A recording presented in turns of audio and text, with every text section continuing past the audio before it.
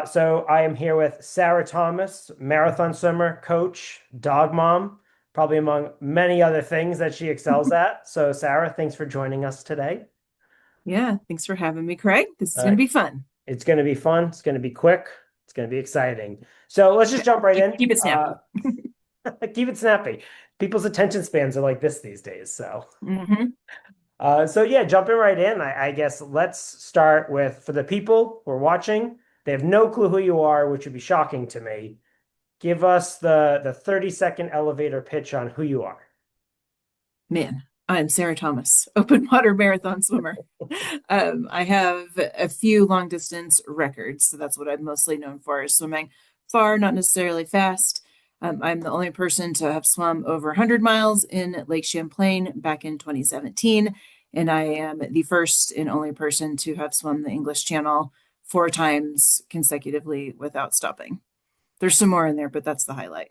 I think that's yep. That sounds pretty impressive to me. I remember I was on a work trip and I was watching your four-way and I was like up all night for one of the nights. I think there was probably a few of them, but for the last night, people are like, "Why are you so tired?" I'm like, "I've been watching this dot all freaking night for the, like literally the past 2 days. This one dot for your One four-way." dot Yeah. moving like 1.4 miles an hour. Well, It's riveting.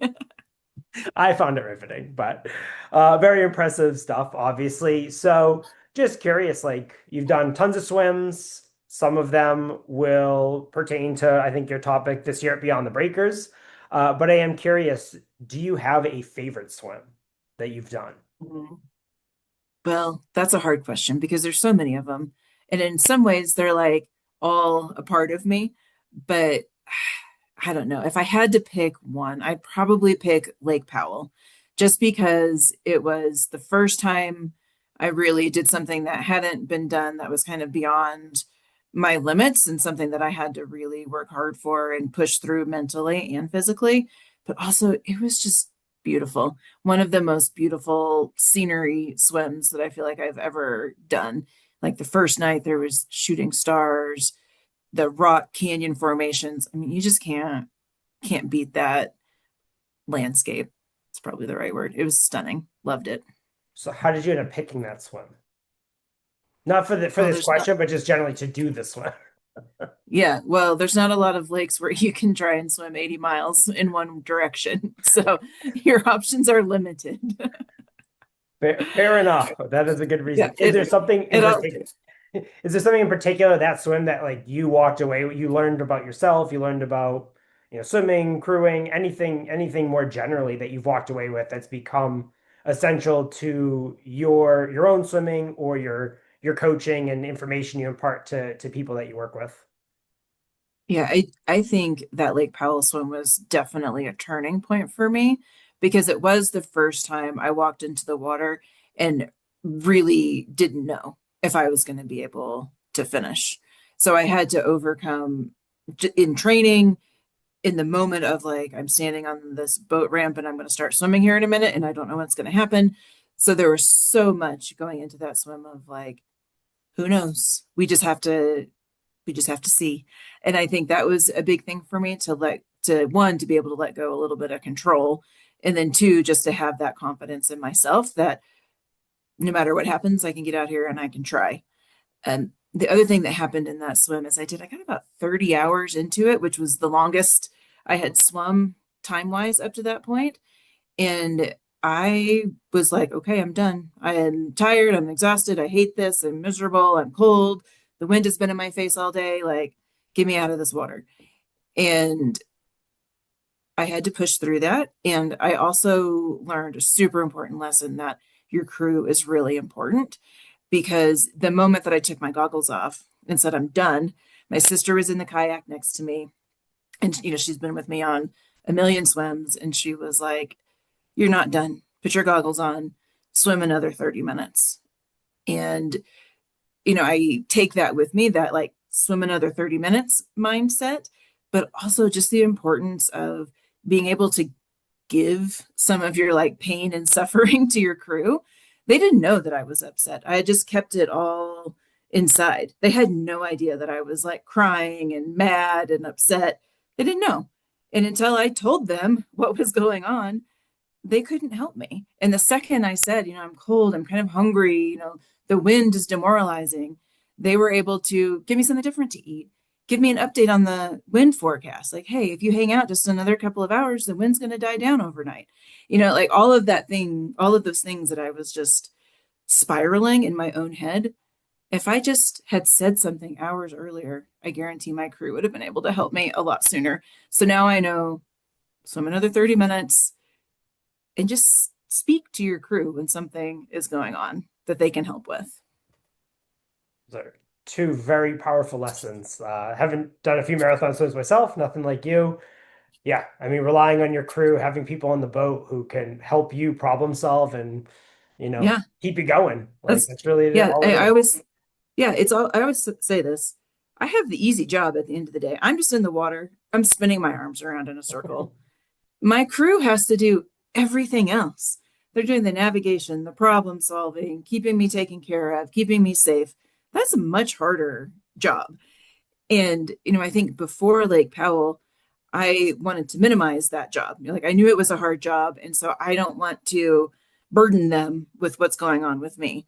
But literally, that's what they're there for.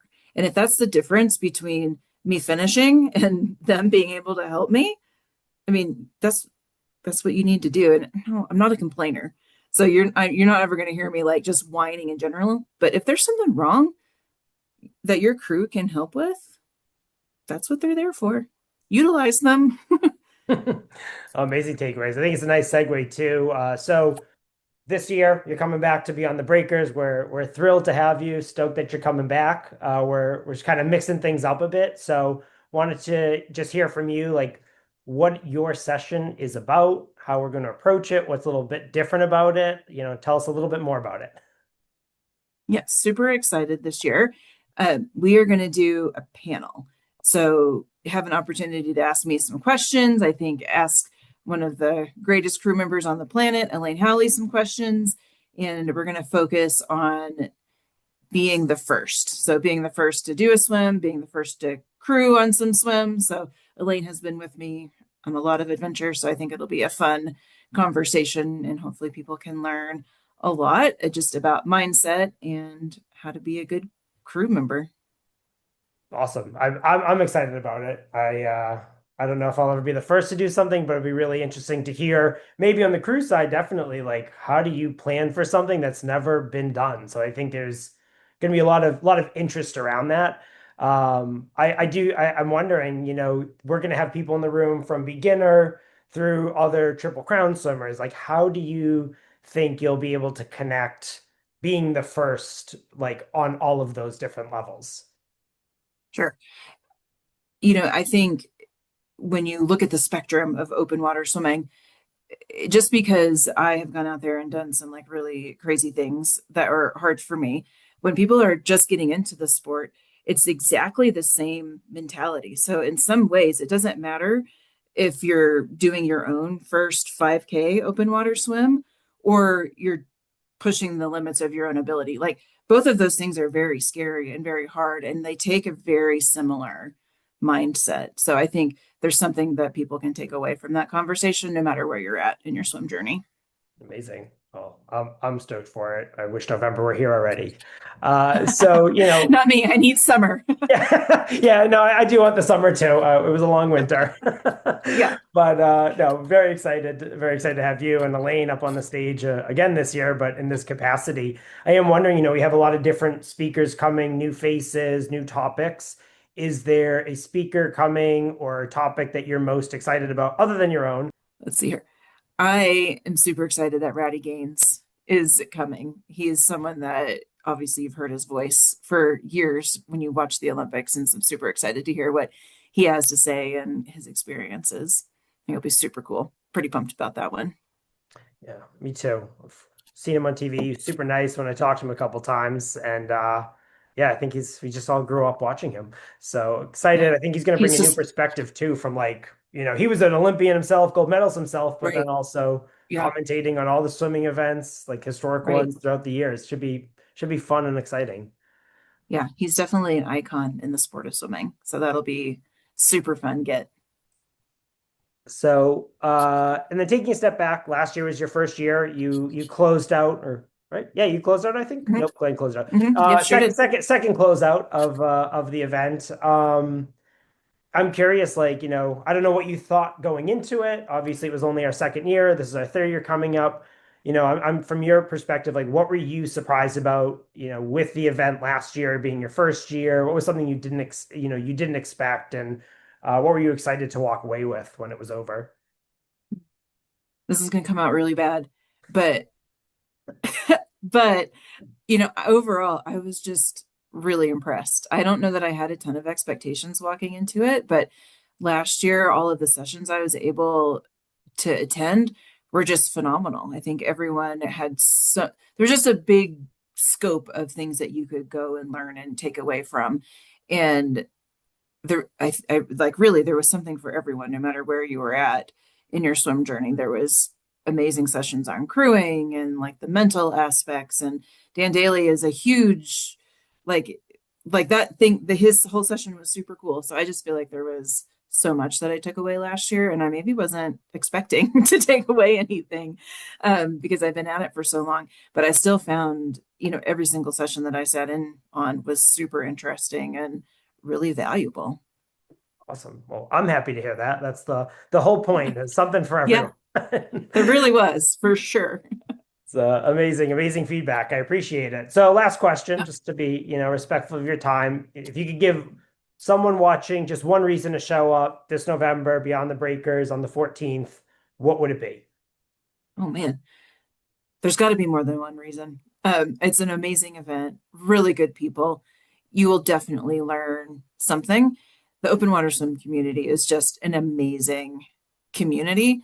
And so being able to come to an event in person with a whole bunch of different people in the room is just an incredible opportunity that everyone should come and like take advantage of that because it's really cool. You don't get to do that very often. Awesome. Well, Sarah, thank you so much for the time. We really appreciate it. We're excited to see you in November 14th. If you haven't got tickets Yeah. yet, swimbeyondthebreakers.com. But Sarah, thank you so much. We really appreciate the time. Yeah. Thanks. Looking forward to November too.